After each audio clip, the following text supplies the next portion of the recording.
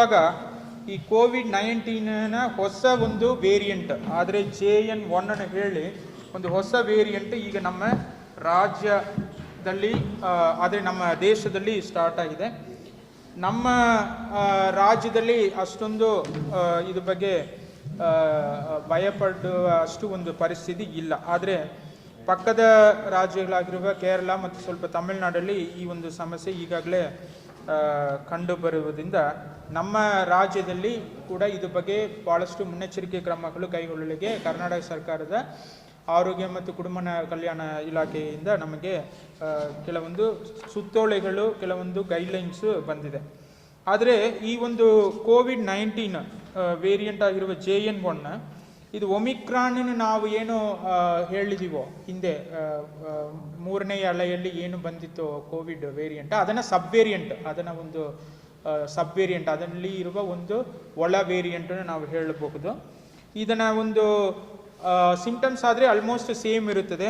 ಸರಿಯಾ, ನಿಮಗೆ ಲೈಕ್ ಜ್ವರ ಇರುತ್ತದೆ, ಕೆಮ್ಮು ಇರುತ್ತದೆ, ರನ್ನಿಂಗ್ ನೋಸ್ ಇರುತ್ತದೆ, ತುಂಬ ಟಯರ್ಡ್ ಆಗಿರುತ್ತದೆ ದೇಹ, ಮತ್ತು ಮೂಗು ಸ್ವಲ್ಪ ಅಡಚಣೆ ಇರುತ್ತದೆ, ಸೋರ್ ಥ್ರೋಟ್ ಇರುತ್ತದೆ, ಈ ಥರ ಉಸಿರಾಟ ತೊಂದರೆ, ಈ ಥರ ಹಿಂದೆ ನಾವು ಏನು ನೋಡಿದ್ದೀವೋ ಅದೇ ರೀತಿ ಸಮಸ್ಯೆಗಳು ಇರುತ್ತದೆ.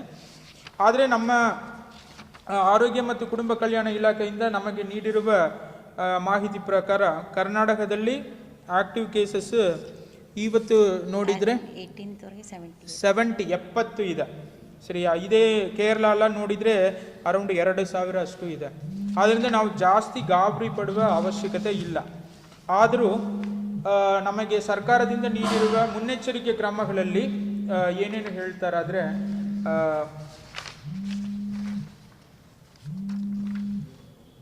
ಎಲ್ಲ ಹಿರಿಯ ನಾಗರಿಕರು, 60 ವಯಸ್ಸಿಗೂ ಮೇಲ್ಪಟ್ಟ ಎಲ್ಲ ಹಿರಿಯ ನಾಗರಿಕರು, ಮತ್ತು ಕೋಮಾರ್ಬಿಡಿಟೀಸ್ ಇರುವವರು, ಕಿಡ್ನಿ ಫೇಲ್ಯೂರ್, ಹೃದಯ ಒಂದು ಸಮಸ್ಯೆ ಇರುವವರು, ಲಿವರ್ ಸಮಸ್ಯೆ ಇರುವವರು, ಅದೇ ರೀತಿ ಗರ್ಭಿಣಿಯರು, ಎದೆ ಹಾಲುಣಿಸುವ ತಾಯಂದಿಯರು, ಕೊರೋನಾದಿಂದ ಆಲ್ರೆಡಿ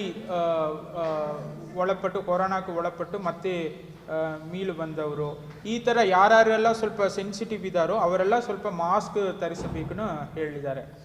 ಅದೇ ರೀತಿ ಜ್ವರ, ಕೆಮ್ಮು, ನೆಗಡಿ ಇತ್ಯಾದಿ ವಿಚಾರಗಳು, ಲಕ್ಷಣಗಳು ಇರುವವರು ಇಮಿಡಿಯೇಟ್ಲಿ ವೈದ್ಯಕೀಯ ಸಲಹೆಯನ್ನು ಪಡೆಯಬೇಕು. ತೀರಾ ಸಮಸ್ಯೆ ಇದ್ದರೆ ಅವರಿಗೆ ಟೆಸ್ಟಿಂಗ್ ಕೂಡ ಮಾಡಬೇಕು. ಈ ಥರ ಕೆಲವೊಂದು ಗೈಡ್ಲೈನ್ಸನ್ನು ನಮಗೆ ಕೊಟ್ಟಿದ್ದಾರೆ.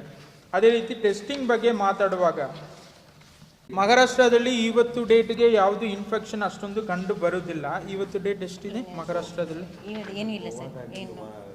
ಮಹಾರಾಷ್ಟ್ರದಲ್ಲಿ ಆಕ್ಟಿವ್ ಕೇಸಸ್ 12 ಅಷ್ಟೇ ಇತ್ತು. ಈವನ್ ನಮ್ಮ ಕರ್ನಾಟಕಕ್ಕಿಂತ ಕಡಿಮೆನೇ ಇದೆ. ಅದೇ ರೀತಿ ಗೋವಾ ರಾಜ್ಯದಲ್ಲಿ 22 ಇದೆ. ಸೊ ಒಟ್ಟಾರೆ ನೋಡಿದರೆ ತುಂಬ ಕಡಿಮೆ ಒಂದು ಇನ್ಫೆಕ್ಷನ್ನೇ ಕಂಡು ಬರುತ್ತದೆ ಉಳಿದ ರಾಜ್ಯಗಳಲ್ಲಿ ಕೂಡ. ಆದರೂ ಸಹ ನಾವು ಬಾರ್ಡರಲ್ಲಿ ಮತ್ತೆ ಮುಂದಿನ ದಿವಸಗಳಲ್ಲಿ ಚೆಕ್ ಮಾಡುವ ಅವಶ್ಯಕತೆ ಬಂದರಲ್ಲಿ ಹಿಂದೆ ಹೇಗೆ ಮಾಡಿದೀವೋ ಆ ರೀತಿ ಬಾರ್ಡರಲ್ಲಿ ಕೂಡ ನಾವು ಟೆಸ್ಟಿಂಗಿಗೆ ಶುರು ಮಾಡುತ್ತೀವಿ. ಈಗ ಅಷ್ಟೊಂದು ಸೀರಿಯಸ್ನೆಸ್ ಇಲ್ಲ.